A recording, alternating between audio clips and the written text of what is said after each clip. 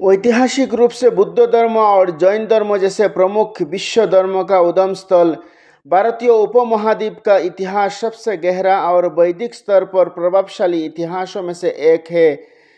भारत का प्रथम और प्राचीन विश्वविद्यालय नालंदा विश्वविद्यालय इसी स्टेट में है। जी, आज मैं बात कर रहा है बिहार की।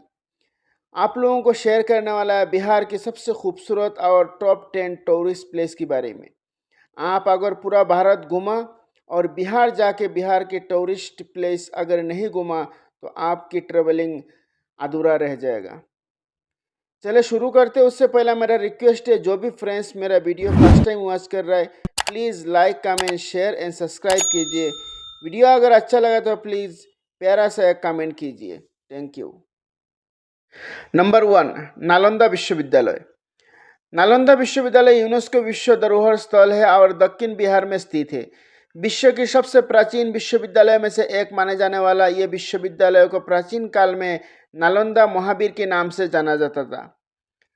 इसकी उत्पत्ति 3री शताब्दी में हुई थी। महावीर संस्कृति शब्द है जिसका अर्थ है एक महान बिहार।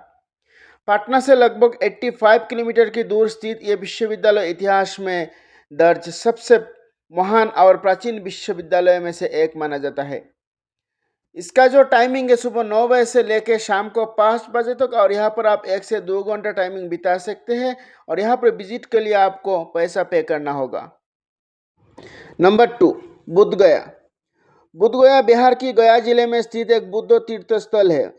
महाबोधि मंदिर के लिए प्रसिद्ध ये वही स्थान है जहाँ बोधि वृक्ष के नीचे गौतम बुद्ध ने ज्ञान प्राप्त किया था। ये आप यूनेस्को की विश्व धरोहर स्थलों में से एक है और जापान और चीन सहित कई विदेशी देशों ने बुद्ध तीर्थयात्रियों के लिए सुविधा बनाने में भारतीय सरकार की मदद की है। ये स्थान पूरे वर्ष भारत और विदेश से आने वाले तीर्थयात्रियों से गुलजार रहता है जो मोटो मंदिरों और विधि वृक्षों की अवशेष में दर्शन करने आते हैं। निरंजना नदी की निकट स्थित बुद्ध गया को पहले उरुबेला के नाम से जाना जाता था। यहाँ पर विजिट करने का बेस्ट टाइमिंग है अक्टूबर से लेकर मार्च तक। अगर आप कभी बिहार में घूमने गए तो इस जगह को ज़रूर विजिट कीजिए। नंबर 3, वैशाली। बिहार के आंतरिक भाग में स्थित वैशाली एक छोटा जिला है जो हिंदू, बौद्ध और जैन धर्म के लोगों के लिए एक पूजनीय स्थल है। यह वो नगर है जहाँ भगवान महावीर का जन्म हुआ था। विश्व की पहले गणतंत्र के रूप में विख्यात वैशाली का नाम महाभारत काल की राजा विशाल के नाम पर रखा गया था।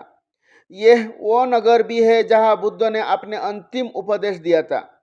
आम और केले की बागानों और विस्तृत धान की खेतों से घिरा यह गांव अब बिहार की त्रिहुत मंडल का हिस्सा है। यह गांव एक महत्वपूर्ण धार्मिक और ऐतिहासिक आकर्षण का केंद्र है और यहाँ साल दर साल पर्यटकों की भीड़ उमड़ती है। यहाँ पर विजिट करने का बेस्ट टाइमिंग अक्टूबर से लेकर जनवरी तक। नंबर 4, राजगीर। राजगीर एक ऐसा शहर है जहाँ की खूबसूरत प्राकृतिक चट्टानों से घिरी हवा में आध्यात्मिकता की झलक और बुद्ध धर्म और जैन धर्म दोनों से जुड़े इतिहास की जीवंत रंग समाहित है। हरी भरी घाटी में बसा और पथरीली पहाड़ से घिरा राजगीर एक आध्यात्मिक नगर है जहाँ घने जंगल, रहस्यमय गुफा और झरने के बीच प्राकृतिक शांति प्राप्त है। राजगीर में कोई धार्मिक स्थल है जो मुख्य रूप से बौद्ध धर्म या जैन धर्म को समर्पित है। ऐसा माना जाता है कि भगवान बुद्ध और भगवान महावीर दोनों ने यहाँ समय बिताया था, जिससे इस स्थान की आध्यात्मिक और धार्मिक महत्व बढ़ जाता है। यहाँ विभिन्न खंडरों, मंदिरों और स्थलों का दर्शन किया जा सकता है और यहाँ की ताजगी भरी शांति में कुछ समय व्यतीत किया जा सकता है। यहाँ पर विजिट करने का बेस्ट टाइमिंग अक्टूबर से लेकर मार्च तक। अगर आप बिहार घूमने गए तो इस जगह को ज़रूर विजिट कीजिए। Number 5, Valmiki national park.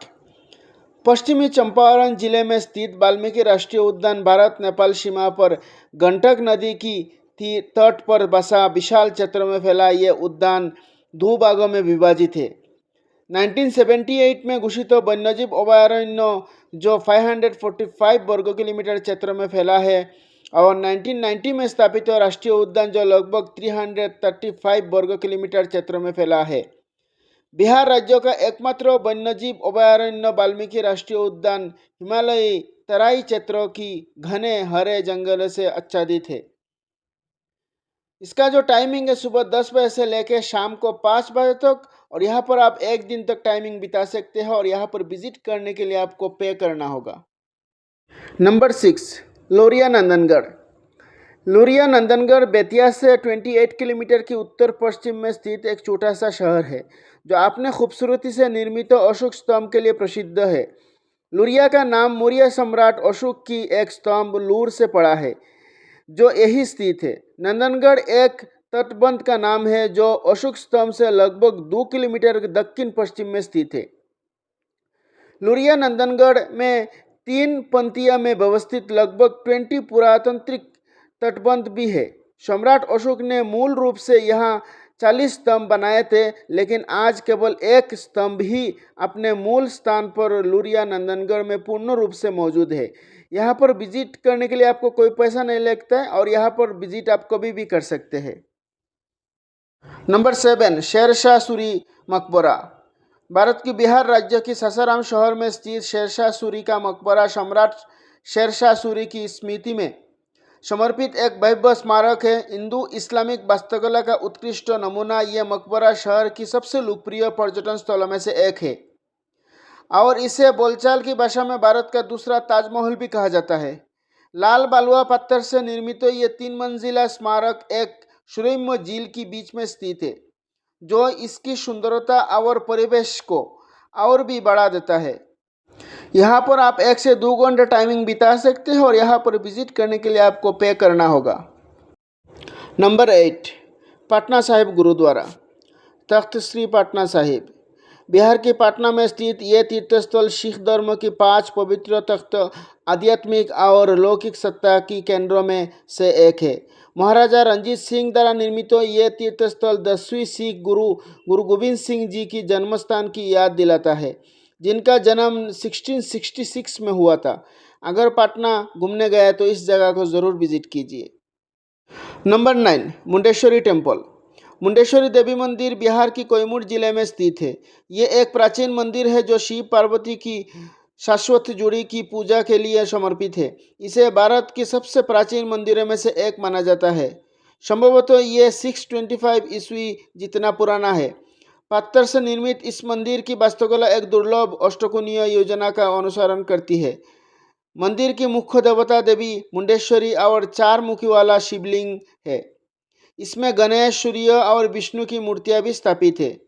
यहाँ पर आप कभी भी घूमने जा सकते हैं। Number 10, Vikramshila university.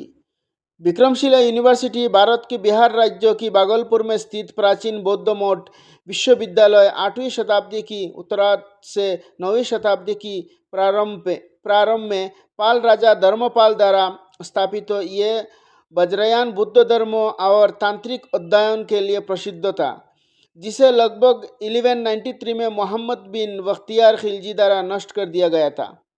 इस विश्वविद्यालय ने कोई ऐसे विद्वानों को जन्म दिया जिन्होंने एशिया भर में बुद्ध शिक्षाओं का प्रचार किया, जिसमें सबसे उल्लेखनीय आशीष दीपांकर थे, जिन्होंने तिब्बत में बुद्ध धर्म को पुनर्जीवित किया।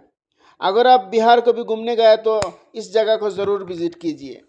तो दोस्तों, मेरा ये इन्फॉर्मेटिव वीडियो अगर आप लोगों को अच्छा लगे तो please like, comment, share and प्यारा सा कमेंट कीजिए।